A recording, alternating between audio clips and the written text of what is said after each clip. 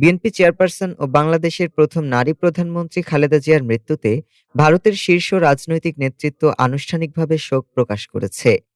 ভারতের প্রধানমন্ত্রী নরেন্দ্র মোদী এক শোকবার্তায় বলেন, বাংলাদেশের উন্নয়ন ও ভারত-বাংলাদেশ সম্পর্ক জোরদারে খালেদা জিয়ার অবদান চিরস্মরণীয় হয়ে থাকবে। ২০১৫ সালে ঢাকায় তার সঙ্গে সাক্ষাতের স্মৃতিও তুলে ধরেন মোদী। ভারতের বিরোধী দলীয় নেতা ও লোকসভার সদস্য রাহুল গান্ধী সামাজিক যোগাযোগ মাধ্যমে দেওয়া শোকবার্তায় খালেদা জিয়ার রাজনৈতিক ভূমিকার কথা স্মরণ করে তার পরিবার ও বাংলাদেশের জনগণের প্রতি সমবেদনা জানান।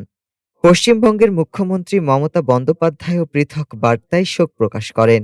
এর আগে খালেদা জিয়ার প্রতি শেষ শ্রদ্ধা জানাতে ঢাকায় আসেন ভারতের পররাষ্ট্রমন্ত্রী এস জয়শঙ্কর।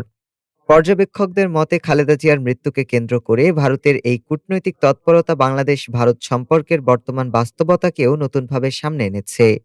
ডেস্ক রিপোর্ট, আজ বার্তা।